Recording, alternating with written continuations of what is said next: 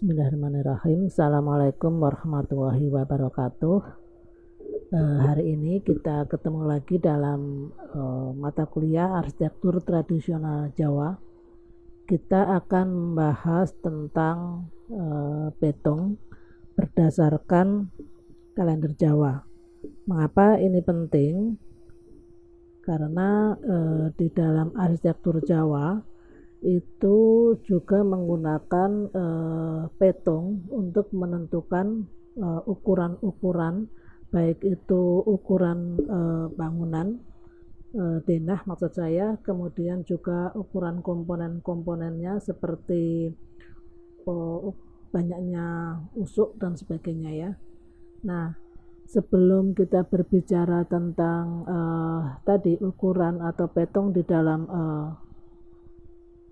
arsitektur Jawa, kita hari ini akan berbicara tentang kalender Jawa karena di sana juga terkait dengan beberapa petung yang mendasarinya. Materi ini saya ambil dari beberapa literatur, ada dari Hartono, kemudian juga ada dari web Keraton Jogja dan ada dari Blogspot ya. Gak apa-apa karena memang hal-hal yang terkait dengan tradisi Jawa ini banyak yang berkembang di Blogspot. Nah, apa itu sebetulnya penanggalan Jawa? Nah, ini penanggalan Jawa itu juga dikenal sebagai kalender Sultan Agungan. Nah, mengapa disebut sebagai kalender Sultan Agungan? Kita lihat dari beberapa penjelasan berikut ya. Jadi kalender Sultan Agungan ini karena diciptakan pada masa pemerintahan Sultan Agung. Jadi di bawah kendali langsung Sultan Agung. Sultan Agung adalah raja ketiga dari kerajaan Mataram Islam. Kita tahu ya bahwa Mataram Islam merupakan kerajaan yang sangat besar di Jawa, hingga kita sering mendengar bahwa Keraton Solo dan Jogja ini merupakan kelanjutan dari Mataram Islam. Dan Sultan Agung adalah raja yang ketiga.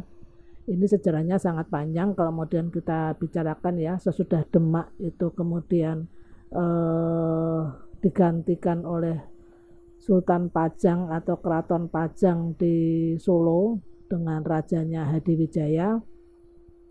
Kemudian Hadiwijaya ini memberikan hadiah kepada Ki Ageng Pemanahan berupa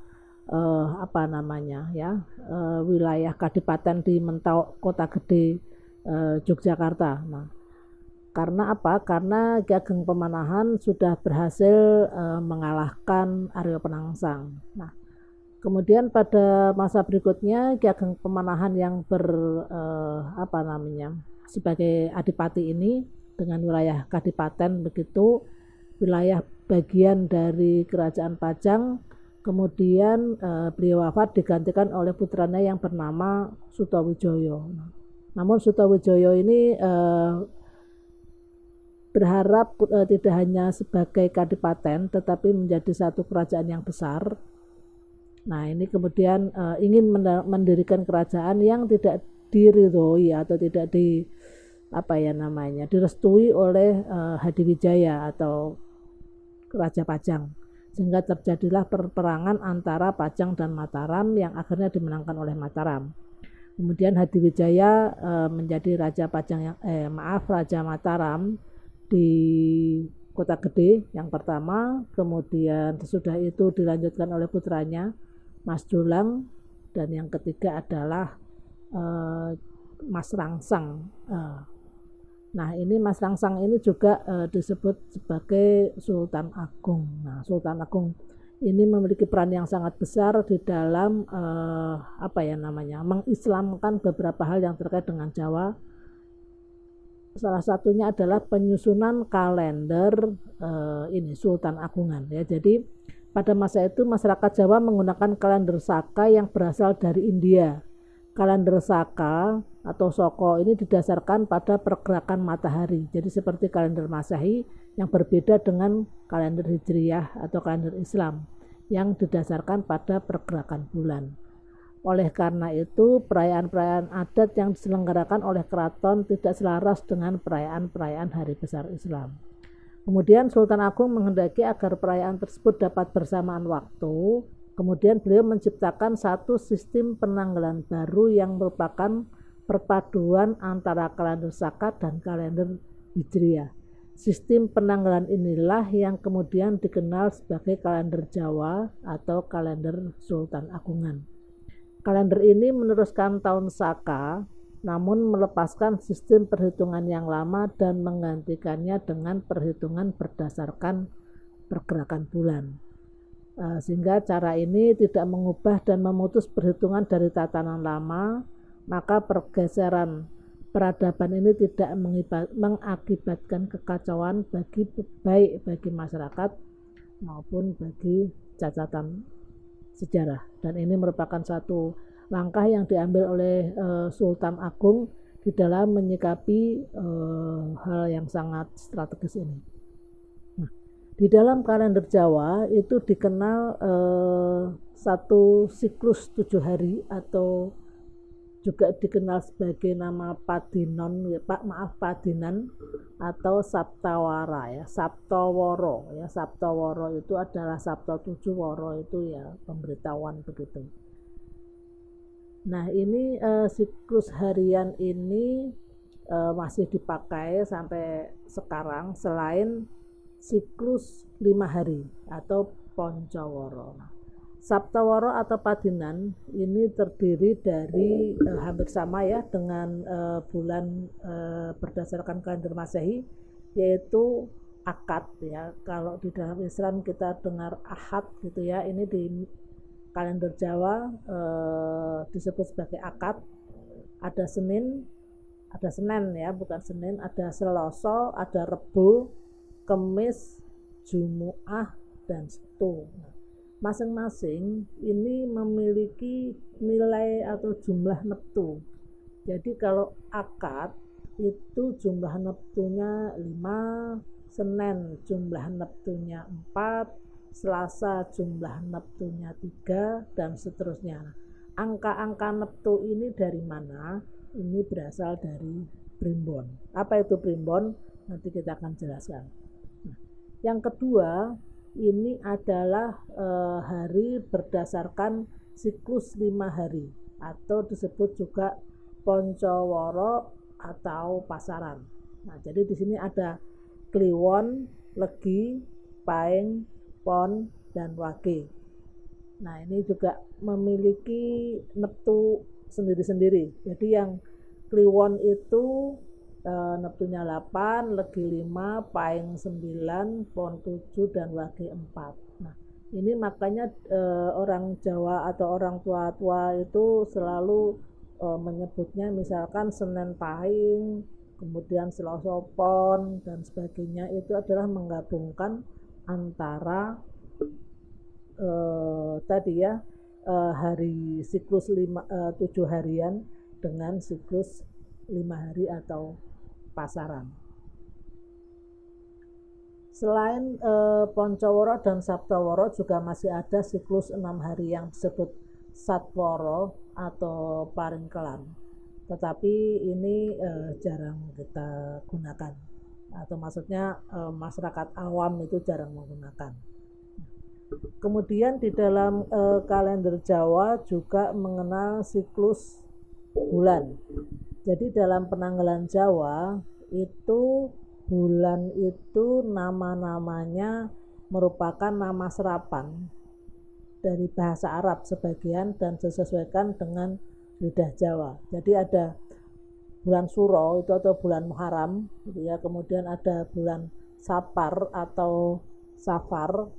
Kemudian ada bulan Mulut, ada Ba'da Mulut, ada Jumadil Awal, Jumadil Akhir, ada Rejab, ada Ruwah ya. Jadi kalau Rejab itu Rajab, kemudian ada Ruwah itu Sya'ban begitu ya. Kalau tadi Mulut itu sebetulnya dalam bahasa Arabnya Rabiul Awal dan Ba'da Mulut itu Rabiul Akhir. Mengapa ini menjadi Mulut? Karena pada waktu ini terjadi Maulid atau kelahiran Nabi Muhammad ya. Kemudian sesudah Sya'ban ada bulan Poso kalau di Jawa, ini adalah bulan Ramadan. Syawal kalau dalam Islam ada Dzulqa'dah, kemudian di sini menjadi Dzulqa'dah, dan terakhir adalah bulan besar atau bulan Dzulhijjah. Maka kita sering sekali mendengar bulan besar ini adalah besar ini sering disebut-sebut sebagai bulan yang biasanya di waktu ini terjadi banyak kegiatan upacara pernikahan. Umur tiap bulan berselang-seling antara 30 dan 29 hari. 1 tahun dalam kalender Jawa memiliki umur 354/3/8 hari. Kalau dalam kalender Masehi kan 365 ya, atau 364/4, sehingga kita setiap 4 tahun terjadi tahun kabisat, di mana bulan Februari usianya menjadi 29, sementara yang lain adalah 28. Untuk itu, kalau di dalam bulan Jawa, kalender Jawa maksudnya terdapat siklus 8 tahun yang disebut sebagai windu. Dalam satu windu terdapat 8 tahun yang masing-masing memiliki nama tersendiri. Misalnya, ini namanya ada alif, ehe, jimawal, j, dal, dan seterusnya. Tahun Ehe, Dal, dan Jimakir memiliki umur 355 hari dan dikenal sebagai tahun panjang atau tahun wuntu, sedangkan sisanya 354 hari dikenal sebagai tahun pendek atau tahun wastu. Pada tahun panjang, bulan besar berakhir menjadi umur 30 hari, sedangkan pada tahun panjang atau yang 354 atau biasanya itu bulan besar memiliki usia 29 hari. Nah, jadi beberapa kegiatan adat yang terkait dengan ritual-ritual di Keraton Yogyakarta, ya karena ini situsnya adalah Yogyakarta. Jadi di Keraton Surakarta juga demikian, senantiasa menggunakan perhitungan tahun atau kalender Jawa. Nah, kalau tadi disampaikan di depan bahwa kalender Jawa ini merupakan penyesuaian antara kalender Hijriyah Islam dengan kalender Saka.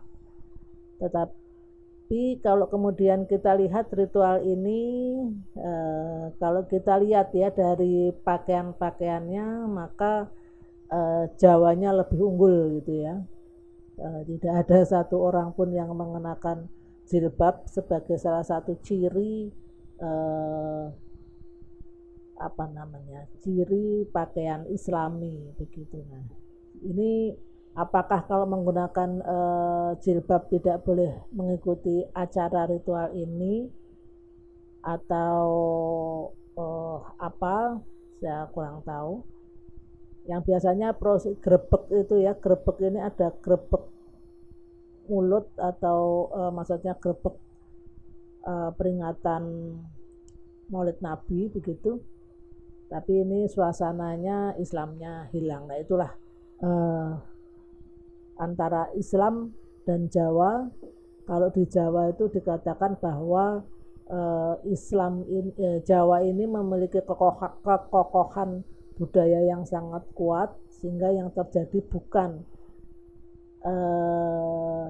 Jawa yang Islam, tetapi Islam yang Jawa. Jadi Islamnya lebih banyak dipengaruhi oleh adat istiadat budaya Jawa. Nah, kaitannya dengan Islam Nusantara ya mungkin demikian juga. Jadi Nusantaranya lebih mengemuka dibanding Islam yang sesungguhnya. Kemudian dari sistem penanggalan yang Jawa itu digunakan untuk melakukan perhitungan-perhitungan. Sistem penanggalan Jawa juga disebut sebagai penanggalan Jawa Condro Sengkolo. Mengapa dikatakan sebagai Condro Sengkolo? Ini karena perhitungan penanggalan berdasarkan peredaran bulan mengitari bumi. Perhitungan penanggalan Jawa sudah dicocokkan dengan penanggalan Hijriyah, tetapi ada perbedaan dengan penanggalan Hijriyah. Perbedaan yang nyata adalah pada saat penetapan atau pergantian hari ketika pergantian sasi atau bulan. Jadi di dalam Condro Sengkolo Jawa menetapkan bahwa pergantian hari itu selalu tetap ya. Jadi waktunya itu selalu tetap, yaitu pada saat surup atau matahari terbenam antara pukul 5 sampai dengan pukul 6. Jadi apapun tidak melihat posisi matahari, tidak dihitung gitu ya. Jadi untuk menentukan hari raya pun, untuk menentukan apakah besok sudah masuk bulan puasa atau tidak, itu kalau menurut kalender Jawa itu tidak ada lagi hilal atau ru'yah gitu ya, tetapi sudah pokoknya berdasarkan perhitungan begitu jam maghrib maka itu sudah masuk pada bulan berikutnya. Nah ini yang menjadi perbedaan, karena di dalam Islam untuk menetapkan apakah hari itu sudah berganti atau belum, ini didasarkan pada hilal dan ru'yah. Kemudian beberapa angka tadi yang misalkan hari Ahad, kemudian Senin, Selasa, Rebo, Kamis, Jumat, Jumu'ah gitu, Setu itu memiliki neptu, dan juga pasaran seperti tadi Paing, Pon, Wage, Kliwon begitu juga ada neptunya, ada angkanya. Ini kemudian nanti menjadi satu pedoman bagi sebagian orang Jawa dalam melakukan sesuatu. Pedoman itu apa? Pedomannya itu menggunakan kitab yang namanya Primbon.